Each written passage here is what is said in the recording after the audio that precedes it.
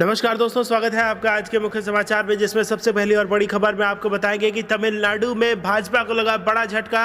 तमिलनाडु में डीएमके और कांग्रेस मिलकर बनाएगी सरकार। भाजपा के साथ एआईएडीएमके को मिलेगी करारी हार। जी हां दोस्तों, बड़े ओपिनियन पोल के नतीजे में भाजपा के पैरों तले जमीन खिसक गई है। इसी के साथ दूसरी बड़ी खबर में आपको बताएंगे कि किसानों के मुद्दे से ध्यान भटकाने के लिए भाजपा तांडव पर करवा रही है तांडव, यह आरोप लगाया है अखिलेश यादव ने। और तीसरी बड़ी खबर में जिक्र होगा कि राहुल गांधी ने अरुणाचल में चीनी गांव को लेकर पीएम मोदी पर किया हमला और याद दिलाया मोदी को उनका वादा। दोस्तों, हर एक खबर की गहराई में आपको ले जाएंगे, लेकिन उससे पहले अगर आप भी देश के किसानों के साथ खड़े हैं तो आप अभी इस वीडियो को लाइक कीजिए और इस लाल बटन को दबा के इस चैनल को फ्री में सब्सक्राइब करके घंटी बजाकर कमेंट में लिखिए जय हिंद। दोस्तों, रुक करते हैं तमाम बड़ी खबरों की तरफ।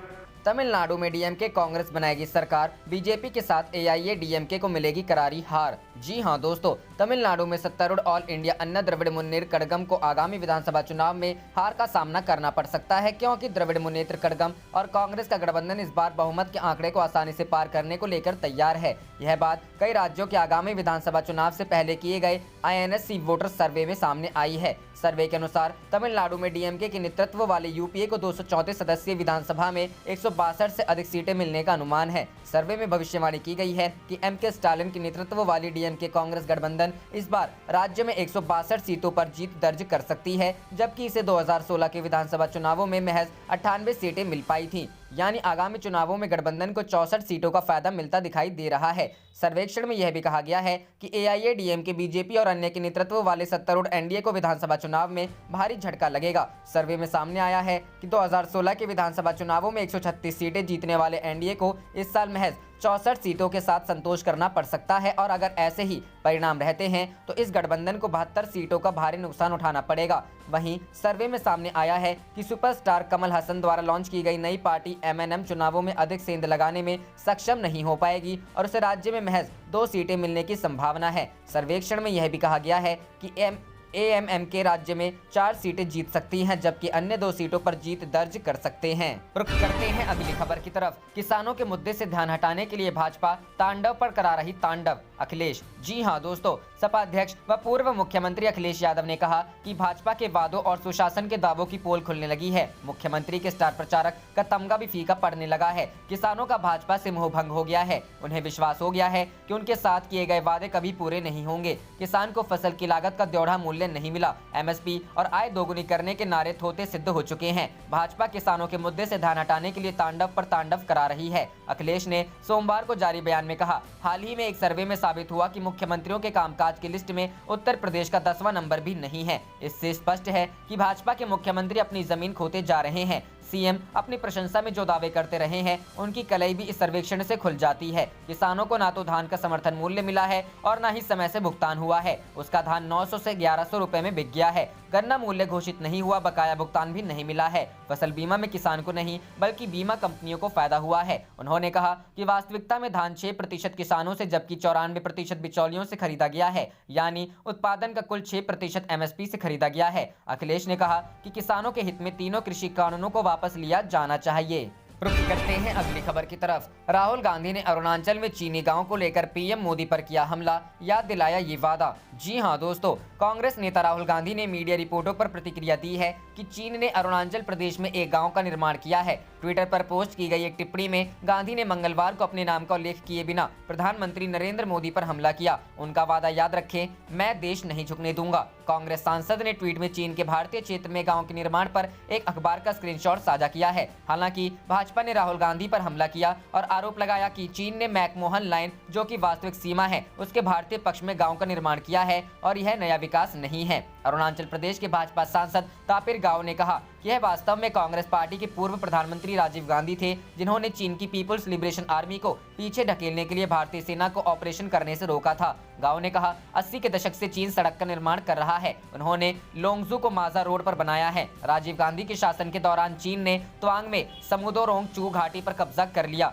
तत्कालीन सेना प्रमुख ने एक ऑपरेशन की योजना बनाई, लेकिन राजीव गांधी ने उन्हें पीएलए को वापस खदेड़ने की अनुमति देने से इनकार कर दिया। उन्होंने कहा 80 के दशक से आज तक वे चीन इस क्षेत्र पर कब्जा कर रहे हैं और गांव का निर्माण कोई नई बात नहीं है। उन्होंने पहले से ही भारतीय क्षेत्र के तहत मैकमोहन रेखा के अंदर मौजूद बीसा और माजा के बीच सैन्य अड्डे का निर्माण किया है। कांग्रेस शासन के दौरान सरकार की एक गलत नीति थी। उन्होंने सीमा तक एक सड़क का निर्माण नहीं किया, 3 से 4 किलोमीटर के एक बफर जोन को छोड़ दिया जिस पर चीन ने कब्जा कर लिया था। भाजपा के सांसद ने कहा कि नए गाँव का निर्माण कोई नई बात नहीं है, यह सब कांग्रेस से विरासत में मिला है। रुख करते हैं अगली खबर की तरफ। सामना के जरिए शिवसेना का बीजेपी पर तंज, लिखा यह रुझान नहीं तो और क्या है। जी हां दोस्तों, महाराष्ट्र में ग्राम पंचायत चुनाव परिणाम के बाद शिवसेना ने एक बार फिर बीजेपी पर निशाना साधा है। शिवसेना ने सामना के संपादकीय में लिखा है कि यह रुझान नहीं तो और क्या है। दरअसल महाराष्ट्र में हुए ग्राम पंचायत चुनाव के नतीजों में सत्ताधारी पार्टी शिवसेना सबसे बड़ी पार्टी बनकर उभरी है, जबकि भारतीय जनता पार्टी दूसरे नंबर पर रही है।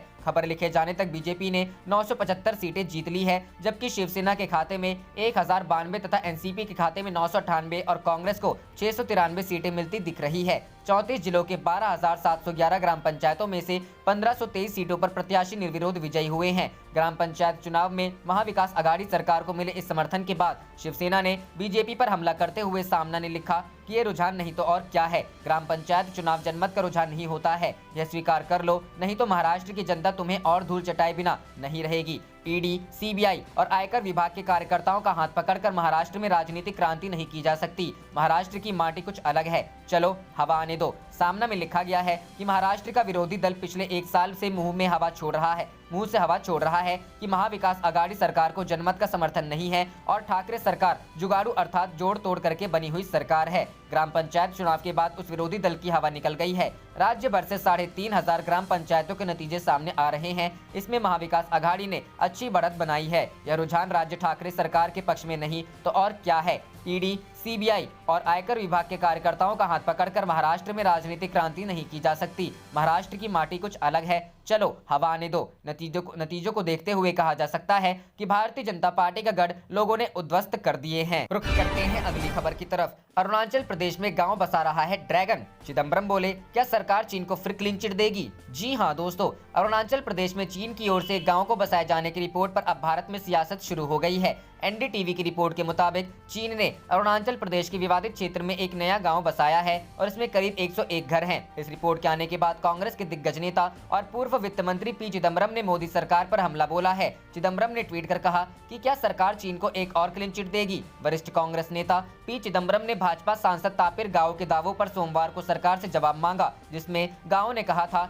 कि चीन ने अरुणाचल प्रदेश के भीतर विवादास्पद क्षेत्र में 100 घरों के एक गाँव का निर्माण कर लिया है। चिदम्बरम ने कहा यदि भाजपा सांसद के दावे सही हैं, तो क्या सरकार चीन को क्लीन चिट देकर पूर्ववर्ती सरकारों को दोषी ठहराएगी। चिदम्बरम ने ट्वीट कर लिखा, भाजपा से संबंध रखने वाले सांसद तपीर गाव ने आरोप लगाया है कि अरुणाचल प्रदेश में भारतीय क्षेत्र के भीतर विवादित क्षेत्र में चीनियों ने पिछले साल में 100 घर, गाँव, एक बाजार और 2 लेन की सड़क का निर्माण किया है। यदि यह सच है तो यह स्पष्ट है कि चीनियों ने विवादित क्षेत्र को चीनी नागरिकों के स्थायी बंदोबस्त में बदलकर यथास्थिति बदल दी है। इन चौंकाने वाले तथ्यों के बारे में सरकार का क्या कहना है। क्या सरकार चीन को एक और क्लीन चिट देगी या सरकार स्पष्टीकरण देने के लिए पिछली सरकारों पर दोषारोपण करेगी। गौरतलब है कि भारतीय राज्य अरुणाचल प्रदेश के कुछ विवादित हिस्सों को चीन अपना क्षेत्र मानता है। वहीं अरुणाचल प्रदेश में चीन के एक गांव बनाने की खबरों पर सतर्कता पूर्वक प्रतिक्रिया देते हुए भारत ने सोमवार को कहा कि वह देश की सुरक्षा पर असर डालने वाले समस्त घटनाक्रमों पर लगातार नजर रखता है और अपनी संप्रभुता एवं क्षेत्रीय अखंडता की सुरक्षा के लिए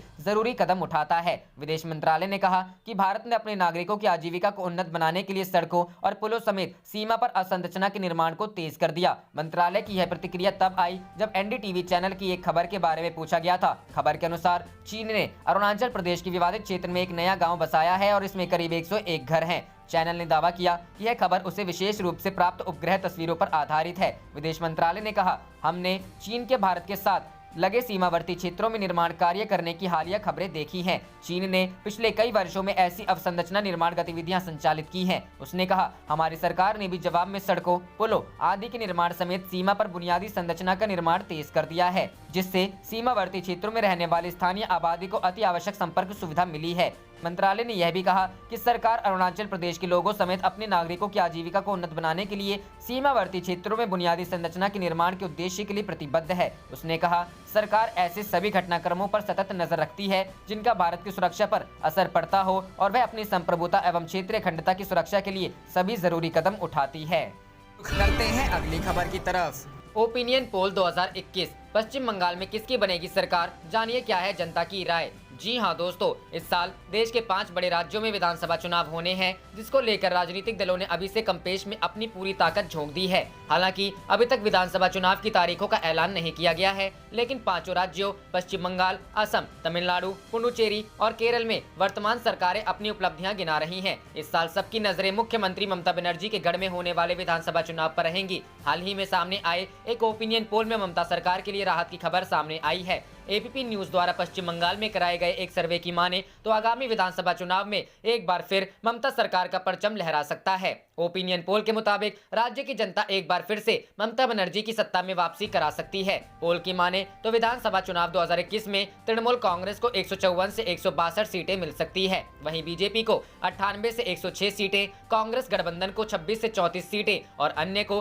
2 से 6 सीटें मिलने की उम्मीद है। बता दें कि पश्चिम बंगाल की 294 विधानसभा सीटों के लिए राजनीतिक दलों के बीच जोरदार घमासान होगा। इस चुनाव में महाराष्ट्र में बीजेपी की पूर्व सहयोगी पार्टी शिवसेना भी हिस्सा लेगी। हाल ही में पार्टी की बैठक के बाद संजय राउत ने इस बात का ऐलान किया। पश्चिम बंगाल में जनता के मूड की बात करें तो ज्यादातर लोग मुख्यमंत्री ममता बनर्जी के काम से संतुष्ट हैं। सर्वे के मुताबिक 43% लोग पश्चिम बंगाल सरकार के काम से बहुत संतुष्ट दिखे, जबकि 32% लोग मुख्यमंत्री के कामकाज से संतुष्ट हैं। वहीं 3% लोग इस मुद्दे पर अपनी राय नहीं बना सके और 22% लोग राज्य सरकार के काम से खुश नहीं हैं। रुख करते हैं अगली खबर की तरफ। सुप्रीम कोर्ट की टिप्पणी के बाद बोले किसान संगठन, ट्रैक्टर रैली निकालना किसानों का संवैधानिक अधिकार है। सुप्रीम कोर्ट की टिप्पणी पर बोले राकेश टिकैत, हम झगड़ा नहीं गढ़ का उत्सव मनाएंगे। जी हां दोस्तों, केंद्र सरकार के 3 नए कृषि कानूनों का विरोध कर रहे किसान संगठन के नेताओं से सोमवार को कहा कि शांतिपूर्वक ट्रैक्टर रैली निकालना किसानों का संवैधानिक अधिकार है और 26 जनवरी को प्रस्तावित इस रैली में हजारों लोग भाग लेंगे। उच्चतम न्यायालय ने सोमवार को कहा कि प्रदर्शनकारी किसानों के राष्ट्रीय राजधानी में प्रवेश के बारे में फैसला करने का पहला अधिकार दिल्ली पुलिस का है। भारतीय किसान यूनियन पंजाब के महासचिव परमजीत सिंह ने कहा कि किसान राजपथ और उच्च सुरक्षा वाले क्षेत्रों में रैली नहीं निकालने जा रहे। उन्होंने कहा कि वे केवल दिल्ली में आउटर रिंग रोड पर रैली निकालेंगे और इससे आधिकारिक गणतंत्र दिवस परेड में कोई बाधा उत्पन्न नहीं होगी। सिंह ने कहा, हम दिल्ली की सीमाओं पर अटके हुए हैं। हमने इन सीमाओं पर बैठने का फैसला स्वयं नहीं किया था। हमें दिल्ली में प्रवेश करने से रोका गया। हम कानून व्यवस्था बाधित किए बिना शांतिपूर्वक रैली निकालेंगे। हम हमारे संवैधानिक अधिकार का इस्तेमाल करेंगे और निश्चित ही दिल्ली में प्रवेश करेंगे। अखिल भारतीय किसान सभा के उपाध्यक्ष लखबीर सिंह ने कहा कि किसान 26 जनवरी को आउटर रिंग रोड पर ट्रैक्टर ट्रॉली निकालने के बाद प्रदर्शन स्थलों पर लौटेंगे। लखबीर ने कहा, यदि दिल्ली पुलिस को गणतंत्र दिवस पर कानून व्यवस्था को लेकर कोई समस्या है तो वे संयुक्त किसान मोर्चा के साथ बैठक कर सकते हैं और ट्रैक्टर रैली के लिए वैकल्पिक मार्गों के बारे में बता सकते हैं। इसके बाद हमारी किसान समिति इस पर फैसला करेगी, लेकिन यह स्पष्ट है कि राष्ट्रीय राजधानी में 26 जनवरी को ट्रैक्टर रैली निकाली जाएगी। उच्चतम न्यायालय ने सोमवार को केंद्र सरकार से कहा कि 26 जनवरी को किसानों की प्रस्तावित ट्रैक्टर रैली कानून व्यवस्था से जुड़ा मामला है और यह फैसला करने का पहला अधिकार पुलिस को है कि राष्ट्रीय राजधानी में किसे प्रवेश की अनुमति दी जानी चाहिए। प्रस्तावित ट्रैक्टर या ट्रॉली रैली अथवा गणतंत्र दिवस पर समारोह एवं सभाओं को बाधित करने की कोशिश करने पर तथा अन्य प्रकार के प्रदर्शनों पर रोक लगाने के लिए केंद्र की याचिका पर सुनवाई के दौरान शीर्ष अदालत ने कहा कि पुलिस के पास इस मामले से निपटने का पूरा अधिकार है।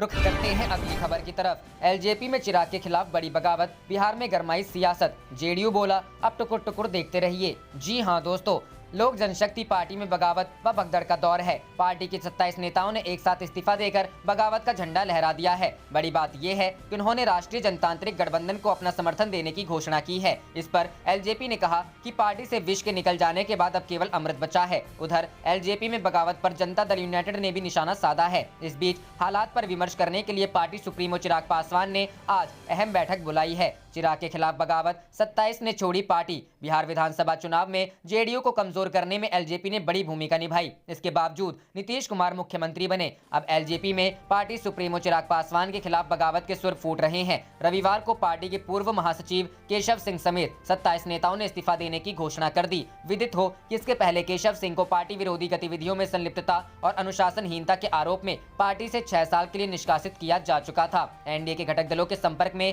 बागी नेता पार्टी छोड़ने के बाद सभी नेता संयुक्त रूप से मीडिया के सामने आए। इस दौरान केशव सिंह ने चिराग पासवान पर प्रशांत किशोर के साथ महागठबंधन से मिलकर नीतीश कुमार को हराने की साजिश करने का आरोप लगाया। साथ ही उन्हें अपनी ही पार्टी खत्म करने वाला भस्मासुर करार दिया। कहा कि चिराग पासवान ने रामविलास पासवान के सपनों को चकनाचूर कर दिया है। उन्होंने एनडीए को समर्थन देने की घोषणा की। मिली जानकारी के अनुसार वे बीजेपी व जेडीयू के अलावा हिंदुस्तानी आवाम मोर्चा तथा विकासशील इंसान पार्टी के भी संपर्क में हैं। रुख करते हैं अगली खबर की तरफ। ममता को मिला सहारा, बंगाल चुनाव से पहले बोले अखिलेश, बीजेपी को हराने के लिए टीएमसी को देंगे समर्थन। जी हां दोस्तों, पश्चिम बंगाल में इसी साल विधानसभा चुनाव होने हैं। चुनाव से पहले ममता बनर्जी को सहारा मिला है समाजवादी पार्टी का। समाजवादी पार्टी के मुखिया और उत्तर प्रदेश के पूर्व मुख्यमंत्री अखिलेश यादव ने ऐलान किया है कि उनकी पार्टी पश्चिम बंगाल चुनाव में भारतीय जनता पार्टी को हराने के लिए उनकी पार्टी ने ममता बनर्जी को सपोर्ट करने का फैसला किया है। बीजेपी नफरत फैलाकर जीतना चाहती है, जैसे उन्होंने साल 2017 के